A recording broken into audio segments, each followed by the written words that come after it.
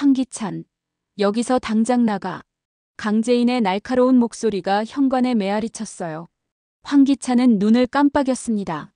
귀에 뭔가 문제가 생긴 걸까요?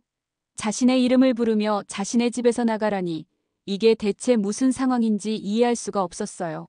갑자기 소리는 왜 지르고 그래? 내가 어머님도 찾아줬잖아. 황기찬은 환한 미소를 지으며 말했습니다. 분명 강재인이 고마움을 표현하려고 온 거라고 확신했거든요. 자신이 제공한 정보 덕분에 최자영을 구출할 수 있었으니까요. 그런데 강재인의 입꼬리가 차갑게 올라갔어요. 도와줬다고? 웃기는 소리 하네.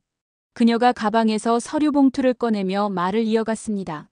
여기 등기부등본이야. 이 집, 이제 내 소유거든. 그러니까 불법 침입하지 말고 어서 나가. 황기찬의 얼굴에서 미소가 사라졌어요. 등기부등본? 자신의 집이 강재인 소유라고? 뭔 소리야? 이게 무슨... 그때 황기찬의 휴대폰이 요란하게 울렸습니다. 어머니의 이름이 화면에 떴어요. 평소와 달리 연속으로 몇 번이나 걸려오고 있었죠. 강재인이 그 모습을 지켜보며 속삭였어요. 아, 그 전화 받는 게 좋을 것 같은데. 아마 엄마한테서 재미있는 소식 들을 거야. 도대체 하룻밤 사이에 무슨 일이 벌어진 걸까요? 그리고 강재인은 왜 이렇게 여유만만한 걸까요? 오늘은 교활한 복수 게임의 전모가 드러나는 날이에요. 한 통의 전화로 모든 것이 뒤바뀌고 천문학적 거액이 한순간에 증발하는 충격적인 진실도 기다리고 있답니다. 과연 누가 이 완벽한 함정을 만든 걸까요? 구독과 좋아요는 사랑입니다. 며칠 전 황나라가 김도윤에게 털어놓은 한마디가 모든 것을 바꿔놓았어요.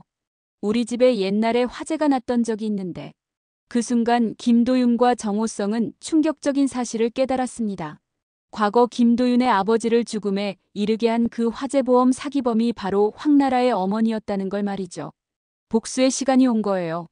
그리고 오늘 정호성은 노숙자의 집 앞에 서 있었습니다. 제 연락 안 받으실 줄 알았어요, 누님. 정호성이 조심스럽게 말을 꺼냈어요. 그때 사무실에서 강미란과 손잡는 모습 본 다음에 누님 눈빛이 계속 생각나더라고요. 정호성의 목소리에는 묘한 진정성이 담겨 있었어요. 그래서 이렇게 무례한 줄 알지만 찾아왔어요, 누님. 노숙자는 싫은 척했지만 기쁜 마음을 숨길 수 없었어요. 사람 마음 흔들리게 왜 왔어요? 겨우 마음 추스르고 있는 사람한테 정호성의 마지막 한 방이 노숙자의 마음을 풀었어요. 미란이와는 끝났어요. 누님 눈빛이 머릿속을 떠나지 않았어요. 저를 간절히 원하는 그 눈빛이 아른거려서 일이 손에 안 잡히던걸요. 미란이와의 관계가 얼마나 공허한 것이었는지 깨달았어요. 정호성의 손에는 붉은 장미 한 다발이 들려 있었어요. 노숙자는 심장이 쿵쾅거리는 소리를 들킬까봐 가슴을 지그시 눌렀습니다. 30년 전 첫사랑의 얼굴이 눈앞에 겹쳐 보였거든요. 하지만 정호성의 머릿속에는 전혀 다른 생각이 들어 있었어요. 김도윤 아버지의 죽음, 이제 그 대가를 치를 시간이다. 오성씨, 정말 그 말 책임질 수 있어요? 정호성이 장미를 건네며 진지한 표정을 지었어요. 진심입니다. 그런데 누님, 이제부터는 누님이라고 안 부르겠어요. 숙자씨라고 불러도 될까요? 노숙자는 얼굴이 빨갛게 달아올랐어요. 호칭이 바뀐다는 것의 의미를 너무나 잘 알고 있었거든요. 좋아요. 그런데 우리 진도 너무 빨리 빼는 거 아닌가요? 노숙자가 수줍게 말했지만 그 말이 끝나기도 전에 정호성이 그녀의 손을 살짝 잡았어요. 숙자야, 우리에게 남은 시간이 얼마나 소중한데. 정호성의 진심 어린 한마디에 노숙자는 완전히 마음이 녹아버렸어요. 그의 따뜻한 손길에 30년 전 그때로 돌아간 것 같았거든요. 그럼 이제부터는 숙자야. 정호성의 목소리가 한층 더 부드러워졌어요. 노숙자는 그 달콤한 호칭에 완전히 넘어가고 말았습니다. 오늘은 특별한 날이 될 것 같은데 방해받고 싶지 않아 우리 나갈까? 정호성이 의미심장하게 말하자 노숙자의 눈빛이 반짝였어요. 특별한 곳이요? 숙자야, 사실 시내 최고급 호텔에 스위트룸을 예약해뒀어. 우리만의 조용한 공간에서 천천히 이야기하고 싶었거든. 노숙자는 심장이 쿵쾅거렸어요. 스위트룸이라니 이런 대접을 받아본 게 언제였던가요? 마치 20대 처녀가 된 것처럼 수줍어하며 정호성을 바라봤습니다. 그럼 가볼까요? 정호성이 미소 지으며 그녀의 손을 이끌었어요. 노숙자는 아직 자신이 어떤 함정에 빠져들고 있는지 전혀 모르고 있었습니다. 복수의 첫 단계가 조용히 시작되고 있었거든요. 시내 최고급 호텔 스위트룸, 화려한 샹들리에 아래로 도시의 야경이 한눈에 내려다 보였어요. 노숙자는 이런 럭셔리한 공간에 있다는 게 믿기지 않았습니다. 와, 정말 근사하네요. 숙자를 위해서라면 이 정도는 당연하지. 정호성이 미소 지으며 와인 2잔을 따랐어요. 붉은 와인이 잔에 찰랑거리는 모습을 바라보며 노숙자는 마음이 두근거렸습니다. 건배할까? 우리의 새로운 시작을 위해서. 네, 좋아요. 두 사람이 와인 잔을 부딪혔어요. 노숙자는 와인 한 모금을 마시며 기분이 좋아졌습니다. 그런데 정호성의 표정이 갑자기 어두워졌어요. 왜 그래요, 오성 씨? 갑자기 표정이. 아, 미안해, 숙자. 사실 요즘 고민이 하나 있어서. 정호성이 머리를 감싸쥐며 한숨을 쉬었어요. 노숙자는 걱정스러운 표정으로 그의 곁으로 다가갔습니다. 무슨 고민인데요? 저한테 말해봐요. 숙자가 알고 있듯이 나는 투자 사업을 하고 있잖아. 그런데 지금 아주 큰 기회가 생겼는데. 정호성이 말을 멈추고 고개를 저었어요. 아니야, 숙자한테 이런 이야기하면 안 되는데. 뭔데요? 저도 도울 수 있는 일이면 도와드리고 싶어요. 노숙자의 진심 어린 말에 정호성은 마치 망설이는 듯한 연기를 했어요. 숙자가 알고 있듯이 나는 투자 사업을 하고 있잖아. 그런데 지금 YL그룹 투자를 대폭 확대해야 하는 상황이 생겼어. 어머, YL그룹이요? 우리 기찬이가 있는 회사 말이에요? 맞아. 사실 구체적으로 말하면 디자이너 L이 회사에 들어오면서 주가가 급등하고 있어. 정호성이 와인 잔을 돌리며 진지한 표정을 지었어요.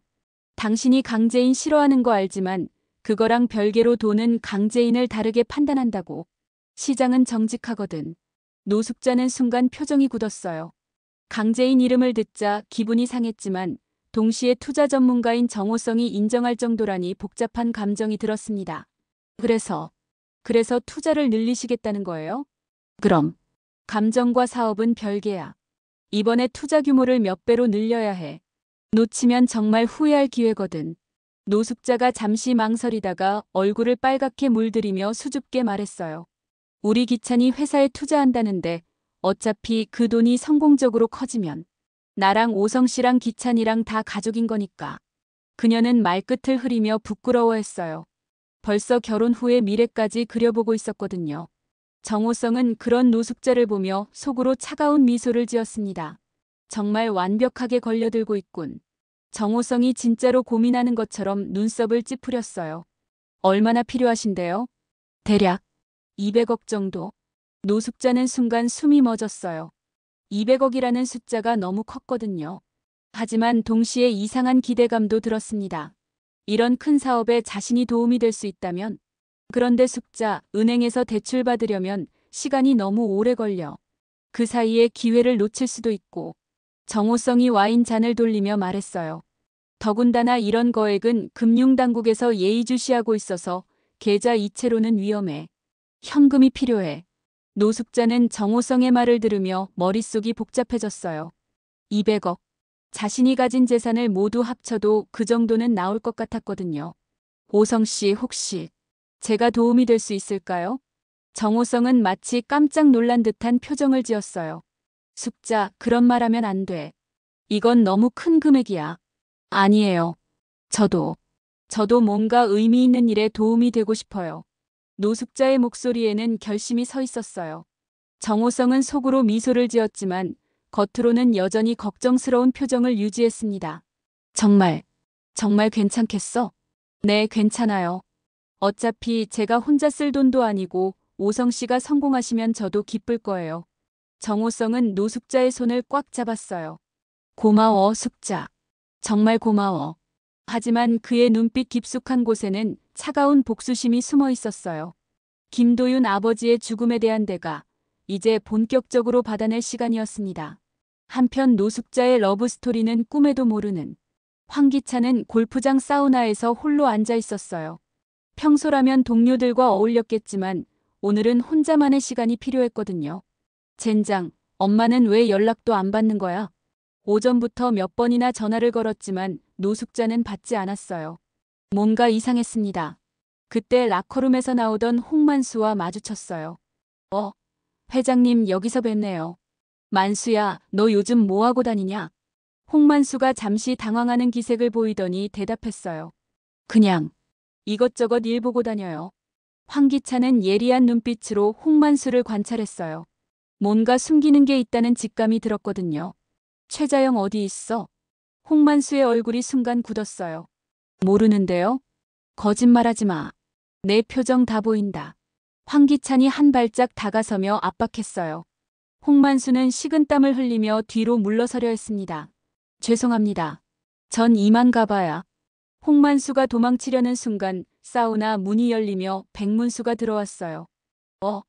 회장님 여기 계셨군요. 그리고 만수야, 너 여기서 뭐해? 홍만수의 얼굴이 새하얗게 질렸어요. 백 형사까지 나타나니 도망갈 곳이 없었거든요. 황기찬이 백문수를 보며 의미심장한 미소를 지었어요. 백 형사 잘 됐네. 만수가 뭔가 숨기는 게 있는 것 같은데. 백문수가 홍만수를 번갈아 보며 물었어요. 만수야, 혹시 강세리 관련된 일이냐? 홍만수는 이제 완전히 꼼짝없이 붙잡힌 신세였어요. 두 사람 사이에서 어쩔 줄 몰라 하며 결국 입을 열었습니다. 강세리가 최자영을 데려다 놓으라고 했어요. 어디에? 황기찬과 백문수가 동시에 물었어요. 개포동 185번지 폐건물 3층이에요. 재개발 때문에 동네에 사람도 없어서 누구 하나 없어져도 모르는 곳이었어요. 홍만수가 떨리는 목소리로 정확한 주소를 불었습니다. 황기찬이 홍만수의 어깨를 꽉 잡으며 말했어요. 만수야, 이 일은 강세리한테 절대 말하면 안 돼. 알겠지? 네, 알겠습니다. 백 형사도 당분간은 모른 척 해줘. 백문수가 고개를 끄덕였어요. 황기찬의 계획이 무엇인지 대충 짐작할 수 있었거든요. 황기찬은 속으로 쾌재를 불렀어요. 드디어 강재인에게 보여줄 카드가 생긴 거였거든요. 이걸로 강재인의 마음을 돌릴 수 있겠어. 하지만 직접 알려주기에는 위험했어요. 강세리에게 들킬 가능성이 있었거든요. 황기찬은 계획을 세웠어요. 익명으로 힌트만 주는 거였습니다. 다음 날 아침 강재인은 출근길에 이상한 경험을 했어요. 회사 앞에서 노숙인 한 명이 다가와 쪽지를 건넸거든요. 아가씨, 이거 받으세요. 강재인이 쪽지를 펼쳐보니 건물 사진과 함께 짧은 글이 적혀 있었어요. 개포동 185번지 3층 왼쪽 끝방. 오후 2시까지 서둘러. 누가 이걸 주라고 했나요? 하지만 그는 이미 사라진 후였어요. 강재인의 손이 떨렸어요. 드디어 엄마의 위치를 알게 됐지만 동시에 불안감이 엄습했습니다. 바로 김도윤에게 전화를 걸었어요. 도윤 씨, 엄마 위치를 알았어요. 정말요?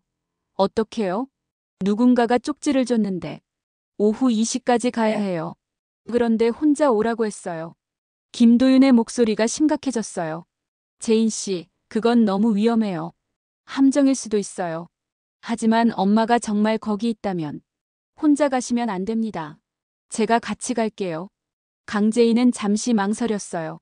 하지만 김도윤의 진심 어린 목소리에 마음을 정했습니다. 고마워요, 도윤 씨. 정말 고마워요. 오후 1시 30분, 두 사람은 쪽지에 적힌 건물 앞에 도착했어요. 정말 음산하네요. 김도윤이 건물을 올려다보며 말했어요. 조심해서 올라가야겠어요. 두 사람은 조용히 건물 안으로 들어갔어요. 3층으로 올라가는 계단마다 삐걱거리는 소리가 났습니다. 제인 씨, 제 뒤에 있으세요. 김도윤이 강재인을 보호하듯 앞장서서 걸었어요. 3층에 도착하자 복도 끝에서 희미한 소리가 들렸어요. 제인아, 제인아. 강재인의 가슴이 뛰기 시작했어요. 엄마 목소리예요. 강재인이 달려가려 하자 김도윤이 붙잡았어요. 잠깐, 혹시 모르니까 조심해서 가요. 왼쪽 끝방 문 앞에 도착한 두 사람은 조심스럽게 문을 열었어요. 엄마. 최자영이 의자에 묶여 있었지만 다행히 다른 사람은 보이지 않았어요. 제인아. 정말 너구나. 최자영의 눈에서 눈물이 흘러내렸어요. 김도윤이 재빨리 최자영의 밧줄을 풀어줬어요. 어머니, 다치신 곳은 없으세요? 괜찮다, 괜찮아. 너희가 어떻게 여기를? 일단 여기서 나가요. 위험해요. 세 사람이 건물을 나오며 강재인이 말했어요. 도대체 누가 우리를 도와준 걸까요? 모르겠지만 정말 고마운 일이에요. 김도윤이 최자영을 부축하며 말했어요. 어머니, 이제 안전해요. 늦은 오후 강세리는 홍만수에게 화를 내고 있었어요. 홍만수, 최자영이 어디 갔어? 강세리가 폐건물에 도착해보니 최자영이 사라져 있었거든요. 저도 모르겠어요. 분명히 여기 있었는데. 홍만수는 황기찬의 지시대로 자리를 비웠다가 돌아온 상황이었어요. 뭐라고? 너 혼자 놔두고 어디 갔다 온 거야? 강세리의 얼굴이 새빨갛게 달아올랐어요. 잠깐만 나갔다 왔는데. 정말 모르겠어요. 미친놈아. 그 여자가 얼마나 중요한 카드인데. 강세리가 홍만수의 뺨을 때렸어요. 홍만수는 뺨을 부여잡으며 벌벌 떨었습니다. 이제 어떻게 해? 최자영이 얼마나 중요한데. 강세리는 진짜로 최자영이 없어진 것을 깨달고 더욱 불안해했어요. 이제 황기찬을 압박할 카드가 사라진 거였거든요. 찾아. 당장 찾아.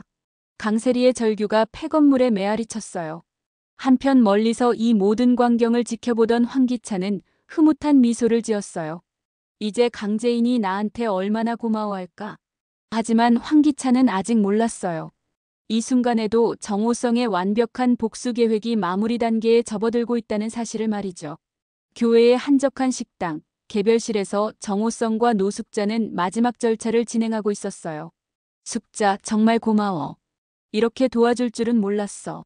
정호성이 진심 어린 표정으로 말했어요. 노숙자는 행복에 겨워 얼굴이 상기되어 있었습니다. 오성 씨를 위해서라면 이 정도는 당연하죠. 테이블 옆에는 검은 가방 10개가 놓여 있었어요. 그 안에는 현금 200억이 빼곡히 들어 있었거든요. 그런데 숙자, 이제 정말 중요한 얘기를 해야 할 것 같아. 정호성의 목소리가 갑자기 진지해졌어요. 무슨 얘기요? 며칠 전에 황나라가 도윤이에게 흥미로운 얘기를 했더라고. 노숙자는 궁금한 표정으로 정호성을 바라봤어요.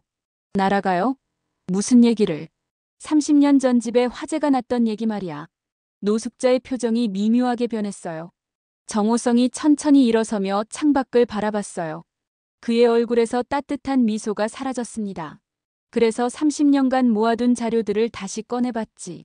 당시 보험금 지급 기록, 화재 조사 보고서, 심지어 보험조사관이 의심스럽다고 기록해놓은 메모까지. 노숙자의 얼굴이 새하얗게 질렸어요. 뭐가 의심스럽다는 거예요? 발화점이 너무 명확했다는 것. 화재 발생 직전에 내가 급하게 귀중품들을 빼돌렸다는 이웃들 증언. 그리고 보험 가입 시기가 화재 발생 3개월 전이었다는 것. 정호성이 하나하나 짚어가며 말했어요. 30년을 기다린 복수를 할 때가 왔다는 걸. 복수? 무슨 소리예요? 누구한테? 정호성이 천천히 돌아섰어요. 그의 눈빛은 얼음처럼 차가웠습니다. 우리 매형 몰라. 노숙자의 얼굴이 새하얗게 질렸어요. 매형. 30년 전에 불 질러서 죽게 만든 사람. 정윤이 남편 말이야. 정호성의 목소리에는 30년간 쌓인 분노가 담겨 있었어요. 아니에요. 저는 그런 적 없어요. 아직도 모른 척하네. 그때 타간 보험금으로 지금까지 호의호식하며 살았잖아. 노숙자는 주저앉을 뻔했어요. 모든 게 들통난 거였거든요. 그래서 이 모든 게 맞아.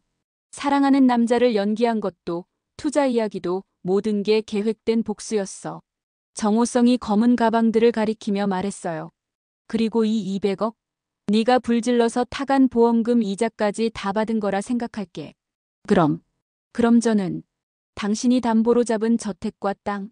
그것도 원래 내 소유였어. 완벽한 함정이었지. 노숙자는 완전히 무너져 내렸어요. 꿈에도 생각하지 못한 완벽한 복수였거든요. 이제 진짜 이름값을 하게 됐네. 노숙자. 정호성이 문을 향해 걸어가며 말했어요. 200억 빚더미에서 어떻게 살지는 네가 알아서 해. 문이 닫히는 소리와 함께 노숙자의 절규가 개별실에 울려 퍼졌어요. 정호성의 30년 복수가 마침내 완성된 순간이었습니다. 그날 저녁 황기찬은 언제 강재인을 만나 최자영의 위치를 알려준 게 자신이라는 걸 알릴까 고민하며 집으로 들어섰어요. 어떻게 말하지? 사실은 내가 엄마를 구해준 거라고. 회사에서 강재인을 찾았지만 출근하지 않았거든요. 아마 어머니를 구출한 충격에서 아직 회복 중일 거라고 생각했습니다. 너무 직접적으로 말하면 부담스러워할까? 아니면 은근슬쩍 넌지시 알려줄까? 황기찬은 자신만의 비밀 계획에 대해 뿌듯함을 느끼고 있었어요. 강재인이 진실을 알게 되면 얼마나 감동할지 상상하니 걸음이 가벼워졌거든요. 현관 앞에 서서 문을 열려는 순간이었어요. 황기찬, 여기서 당장 나가. 강재인의 날카로운 목소리가 현관에 울려 퍼졌어요. 황기찬은 순간 당황했습니다. 이게 무슨 상황인지 이해할 수가 없었거든요. 재인아, 왜 그래? 혹시... 황기찬이 말을 하려다가 멈췄어요. 지금 이 상황에서 자신이 도와줬다고 말해봤자 믿어줄 것 같지도 않았거든요. 강재인이 차갑게 끊어버렸어요. 혹시 뭐, 할 말 있으면 빨리 해. 그녀가 가방에서 서류 봉투를 꺼내며 말을 이어갔습니다. 여기 등기부등본이야. 이 집, 이제 내 소유거든. 그러니까 불법 침입하지 말고 어서 나가. 황기찬의 얼굴에서 기대에 찬 미소가 사라졌어요. 등기부등본, 자신의 집이 강재인 소유라고? 뭔 소리야? 이게 무슨... 그때 황기찬의 휴대폰이 요란하게 울렸습니다. 어머니의 이름이 화면에 떴어요. 평소와 달리 연속으로 몇 번이나 걸려오고 있었죠. 강재인이 그 모습을 지켜보며 차갑게 속삭였어요. 아, 그 전화 받는 게 좋을 것 같은데. 아마 엄마한테서 재미있는 소식 들을 거야. 황기찬은 떨리는 손으로 전화를 받았어요. 여보세요, 어머니. 기찬아. 큰일 났어. 노숙자의 목소리는 완전히 절망에 빠져 있었어요. 뭔 일이에요? 왜 이렇게 목소리가... 정호성한테 다 당했어. 우리 집도 땅도 돈도 다 사기당했어.